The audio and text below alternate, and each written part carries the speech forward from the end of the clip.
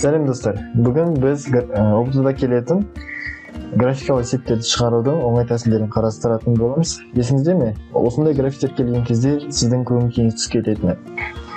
Бүгіннен бастап ондай жағдай қайталанбайды деп сенеміз. Сонымен бірінші есеп.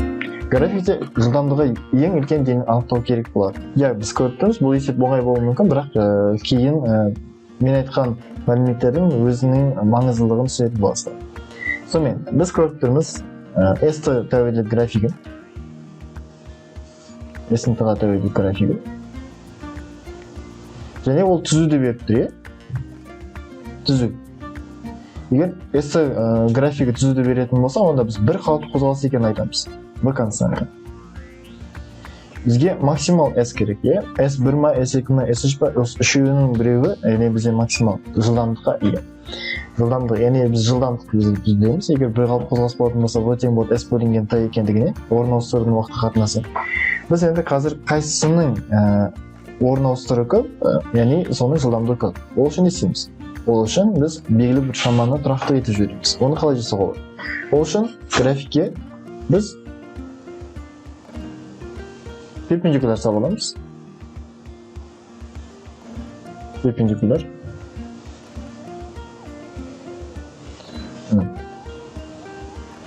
Перпендикуляр көріп тұрмыз. Яғни біз қазір осы жерден тына константаға жібердік. Мысалы, егер математикалық жолмен алатын болсақ, допустим, 1 секунд. 1 секунд болды. Сонымен 1 секундта әр дене қанша метр жол жүре алады? Үшінші денемен осынша, екінші денемен осынша, үшінші дене және мен осынша. Екінші біз көріп тұрмыз, бірінші дене осынша.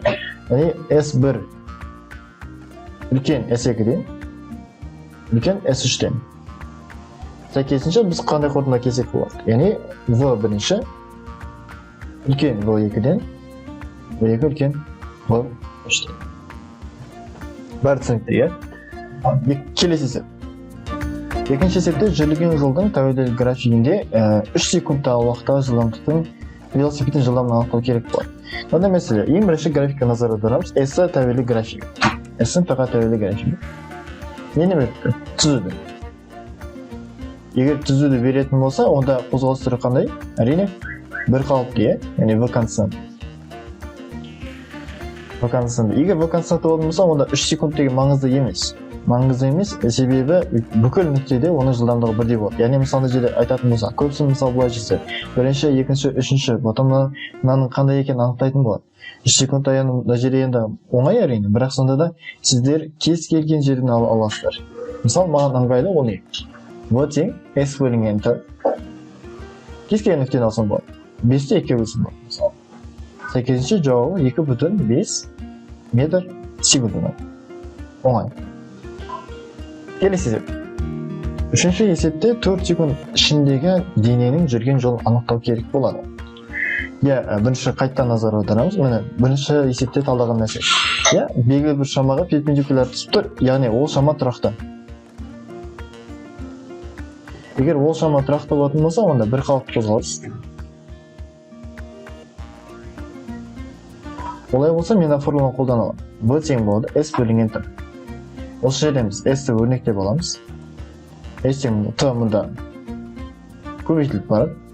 Сонда V көбейтілген T. Оның арғары математикалық есептеу. S тең болады 2 метр секундта көбейтіп жібереміз. Әрине барлық сежесінде тұр 4 секундқа. Тең болады 8 метр. Бүгінгі менің сіздерге ұсынып отқан дүнием, ол бізге фотографигінде жолды аудан арқылы табу. Яғни, мысал былай жасақ болады. Мысалы 4 секунд алып аламыз. 4 секундпен оны шектейміз.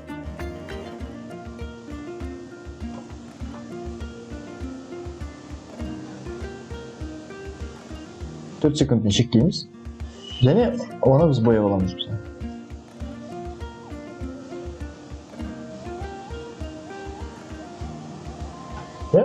Осыны аудан табу керек болады. Бұның ауданы сендер білесіңдер, А көбейтілген Б. Сәйкесінше біз анықтай аламыз, S тең болады, А көбейтілген Б болатын болса тең. А-ның орнында 2 тұр, Б-ның орнында 4 тұр. Тең 8 метр. Мына жол оңай сияқты болып көрінуі мүмкін. Бірақ мен ұсынып жатқан жолдың өзінің маңыздылығы бар екен қазір оңай түсінетін болсын. Сонымен кеттік, келесі төртіншісі. График бойынша дененің үдеуімен 10 секундта орын ауыстырып табу керек болады. Кейбір есептерде үдеуін сұрамайды, тек қана оның орын ауыстыруын сұрайды. Сол кезде не істейсіздер? Мысалы, қазір қарапайым жолмен кетейік, яғни формулалық жолмен кетейік. Формуламен қалай шығарсақ болады? Біз біліп тұрмыз, енді жерде ең бірінші графикке назар аударамыз. Жылдамдығы 4-тен 2-ге кеміді. Яғни үдеу бар деген сөз. Және үдеу 0-ден кіші. 0-ден кіші. Яғни бір қалыпта кемімейлі қозғалыс. Олай болатын болса, біз формуланы еске түсіреміз. S-ің болады V0 көбейтілген Т минус АТ квадрат бөлінген 2. Үдеу жоқ, үдеу табамыз, үдеу 10 секунд ішінде ол 2-ге кеміді. Яғни үдеудің формуласын еске түсірейік. А тең болады дельта V бөлінген дельта Т. Олай болатын болса, математикалық жолмен 4-тен 2-ні азайтамыз. V соңғы азайтылған B бастапқы, және де бөлеміз оны уақытқа. Негізінше 4-тен 2-ден 4 азайтамыз да бөлеміз 10-ға. Сәйкесінше минус 0,2 метр секунд квадратына шығады. Орнына қоямыз. S тең болады 4 көбейтілген 10 минус A-ның орнында бізде 0,2 көбейтілген 10-ның квадраты бөлінген 2. Көбінесе минус пен минус көбейтіп плюс қылып жібереді. Жоқ, мына жердегі минус таңба.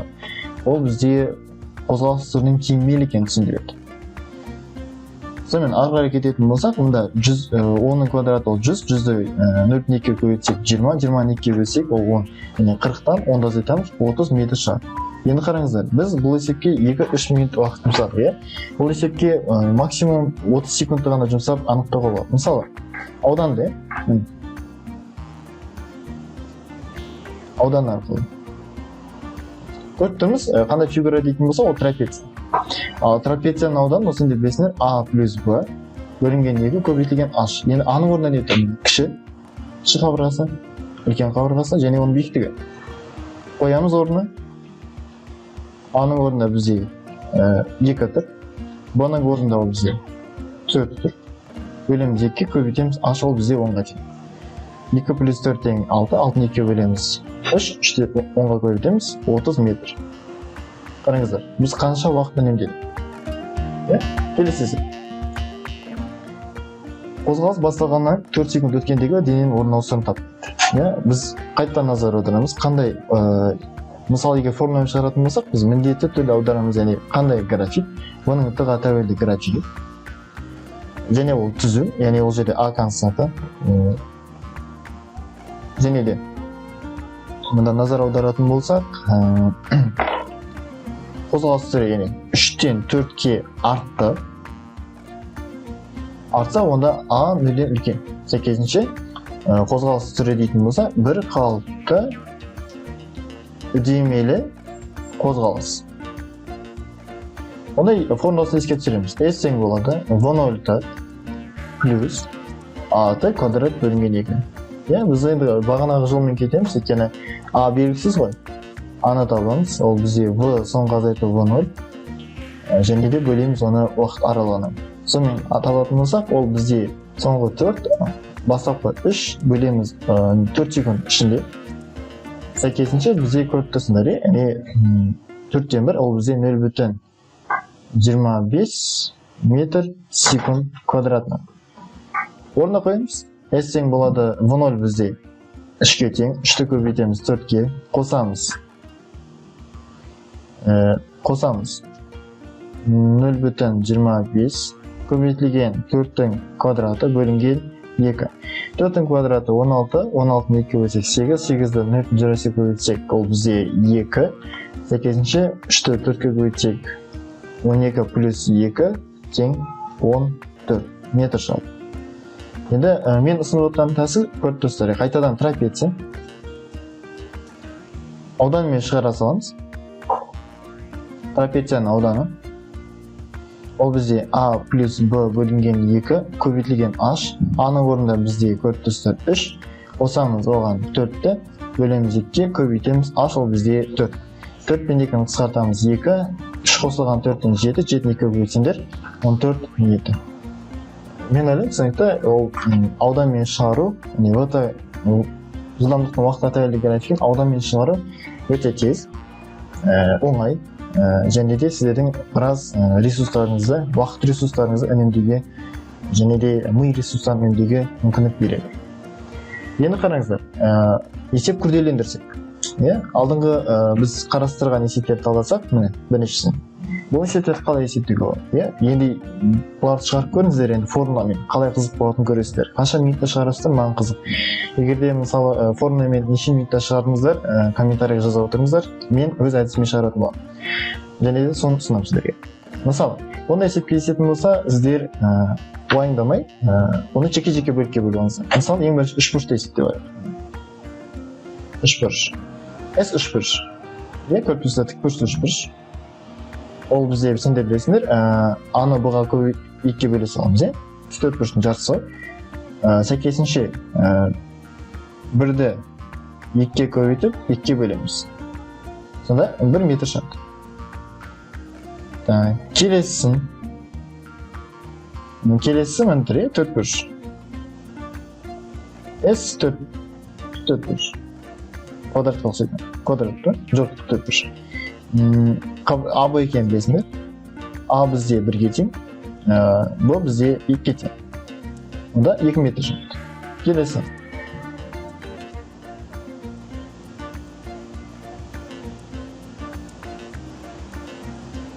Келесі бар. Бұл трапеция. Трапеция болатын болса,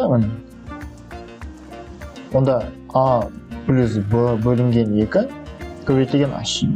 Міне А тұр, 2-ге тең, плюс Б тұр, 6-ға тең, бөлем 2-ге көбейтем H, сендер көріп тұрсыңдар, 2-ден 4-ге дейін. Ол бізде 2. 2 мен 2 қысқарып, шығады 2-ге 6-ны қоса, ол бізде 8 метр.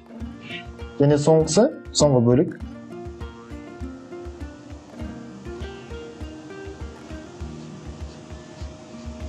Ол бізде тіктөртбұрыш. А бар формасы. A'мыз мені 2-ге тең, Б'мыз мені 6-ға тең. Сонда 12 метр шығады. Жалпы алған кезде сонда S жалпы тең болып тұр. Неге десеңіздер, 1 қосылған 2, қосылған 8, қосылған 12, 8 12 қосылған 20, және 23 метр денеміз орын ауыстырады.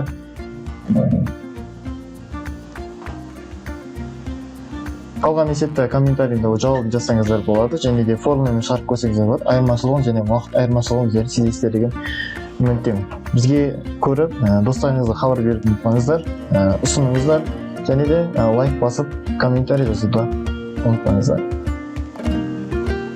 Келесі кездескенше.